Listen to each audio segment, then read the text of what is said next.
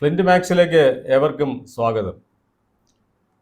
വളരെ രസകരമായ ഒരു സംഭവം നമ്മുടെ നാടുമായി ബന്ധിപ്പിച്ചുകൊണ്ട് തന്നെ തെലങ്കാനയിൽ നടക്കുകയാണ്. കേരളത്തിൽ വന്ന് മുഖ്യമന്ത്രി ശ്രീ പിണറായി വിജയനെ പോ മോനെ വിജയ എന്നൊരു സിനിമാ ഡയലോഗിലൂടെ പറഞ്ഞ് കുപ്രസിദ്ധി നേടുകയും പിണറായി വായിൽ നിന്ന് ഡാഷ് മോനെ എന്ന വിളി കേൾക്കുകയും ചെയ്ത രേവന്ത് റെഡ്ഡി ഉണ്ടല്ലോ, തെലങ്കാന മുഖ്യമന്ത്രി.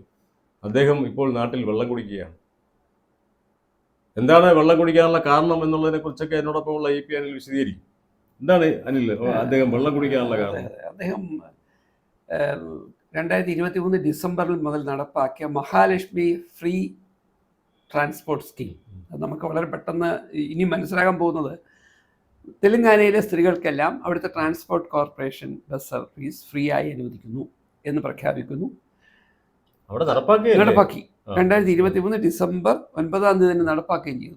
ഇപ്പോ അതുണ്ടാക്കിയ ചില പ്രശ്നങ്ങളാണ്.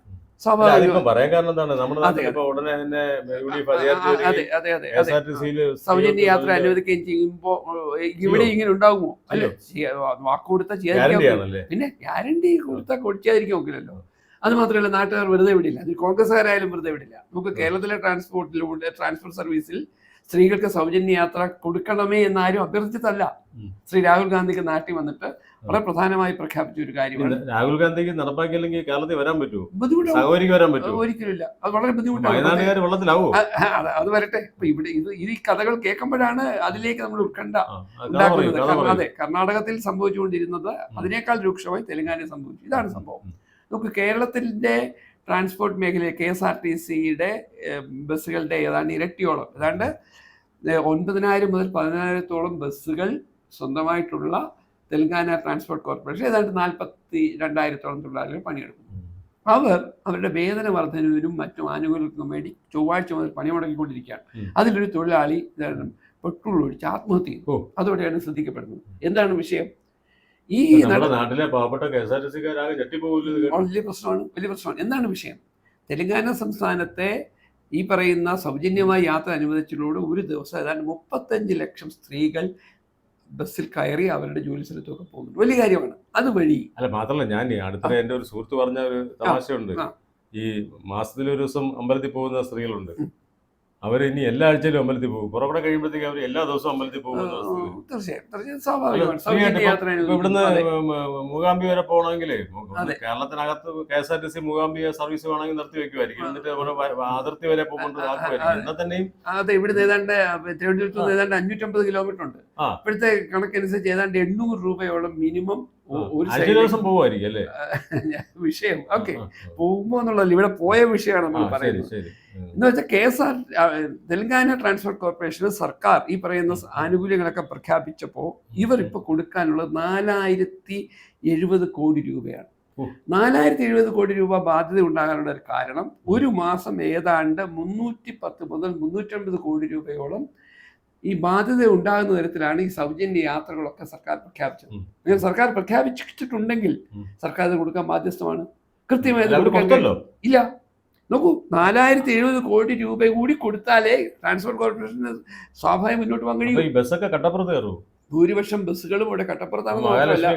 മഹാലക്ഷ്മി കട്ടപ്പുറത്താണ് തെലങ്കാനയിൽ. പറയാൻ കാരണം, ഈ ബസ് സർവീസുകളിൽ സ്ത്രീകൾക്ക് സൗജന്യ യാത്ര അനുവദിച്ചതിലൂടെ നമ്മൾ മുമ്പ് പറഞ്ഞ പോലെ പല സ്ത്രീകളും, വീട്ടിലിരിക്കുന്ന സ്ത്രീകളൊക്കെ എന്നാൽ നമുക്ക് യാത്ര ചെയ്യാമെന്ന് തീരുമാനിക്കുന്നു. അങ്ങനെ ബസ്സുകളാകെ നിറഞ്ഞു കവിഞ്ഞു. ബസ്സുകൾ സ്വാഭാവികമായി വലിയ ലോഡുമായി യാത്ര ചെയ്യേണ്ടി വന്നതുകൊണ്ട് സാധാരണ ബസ്സുകളുടെ മെയിൻ്റനൻസ് വർദ്ധിച്ചു. തേഞ്ഞുപോയി. റൂട്ടുകൾ പലതും വണ്ടി ഓടാതിരിക്കുമ്പോൾ ജനങ്ങൾ സൗജന്യ യാത്ര ഒഴിവാക്കാൻ വേണ്ടിയാണെന്ന് പറഞ്ഞ് പ്രഷർ ഉണ്ടാക്കി ബസ്സുകൾ ഓടിപ്പിക്കുന്നു. അങ്ങനെ ആകെ തെലങ്കാനയിലെ ട്രാൻസ്പോർട്ട് കോർപ്പറേഷൻ തലകുത്തി വീണ അവസ്ഥയിലാണ്. അവിടുത്തെ തൊഴിലാളികൾ സമരത്തിലാണ്. 42,000 തൊഴിലാളികൾ പ്രതിസന്ധിയിലായിരിക്കുന്നു. അതിലൊരാൾ ആത്മഹത്യ ചെയ്തിരിക്കുന്നു. ഇത്തരം പ്രഖ്യാപനങ്ങൾ വേണ്ടെന്നല്ല, സൗജന്യ യാത്ര എന്നല്ല, ജീവിതത്തിന്റെ സമസ്ത മേഖലയിൽ നിങ്ങൾ സൗജന്യങ്ങൾ കൊടുത്തോളൂ. പക്ഷെ അതിനുള്ള ഫണ്ട് കണ്ടെത്തി അത് എന്നിട്ട് എന്തുകൊണ്ടൊക്കെ ചെയ്യുന്നില്ല? തെലങ്കാന സർക്കാർ കേരളത്തിനേക്കാൾ റിസോഴ്സുള്ള സ്റ്റേറ്റ് ആണ്. അവർക്ക് പോലും കഴിയുന്നില്ല. അല്ല അത് പോട്ടെ. അപ്പൊ അങ്ങനെയാണെങ്കിൽ നമുക്ക് ഇപ്പം രാഹുൽ ഗാന്ധി വന്ന് നടത്തിയിരിക്കുന്ന ഗ്യാരണ്ടി പ്രകാരം ഗ്യാരണ്ടി മെയ് 15 തൊട്ട് സ്ത്രീകളെല്ലാം ഇപ്പൊ തന്നെ ഡ്രസ്സൊക്കെ റെഡി സ്വാഭാവികമാണ്. അറിയാൻ അതെ, വേണ്ടി. KSRTC നമ്മൾ നേരത്തെ പറഞ്ഞാണ് ഒരു ദിവസം ഏറ്റവും മെയ് 15 തന്നെ 2 ആഴ്ച അതെ 20 ദിവസമല്ലേ? കേരളത്തിൽ ഏതാണ്ട് കുറഞ്ഞത് ഒരു ദിവസം 15 മുതൽ 20 ലക്ഷം സ്ത്രീകൾ ആണ് KSRTC ഉപയോഗിക്കുന്നത്. മൊത്തം യാത്രക്കാർ ഏതാണ്ട് 25-30 ലക്ഷത്തോളം വരും.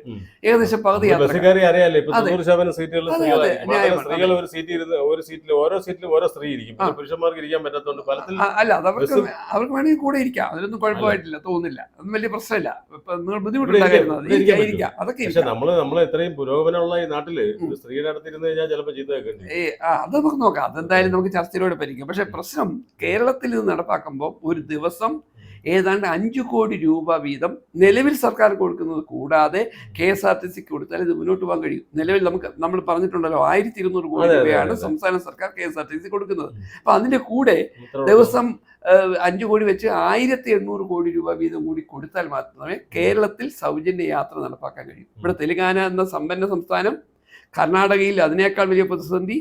ഇത് കേരളത്തിൽ KSRTCയെ വലിയ തരത്തിൽ പ്രതികൂലമായി ബാധിക്കുമെന്ന ഉത്കണ്ഠയാണ് തെലുങ്കാനയിലെ ഈ വാർത്തയിൽ നിന്ന് നമുക്ക് ഊഹിക്കാൻ കഴിയുന്നത്. അപ്പൊ നമ്മളിപ്പോ നേരത്തെ തന്നെ കട്ടപ്പുറത്താവും. അങ്ങനെ ഉണ്ടാകരുത് എന്ന് നമുക്ക് സതീശനോടും രമേശ് ചെന്നിത്തലയോടും ഒക്കെ അഭ്യർത്ഥിക്കേണ്ടതുണ്ട്.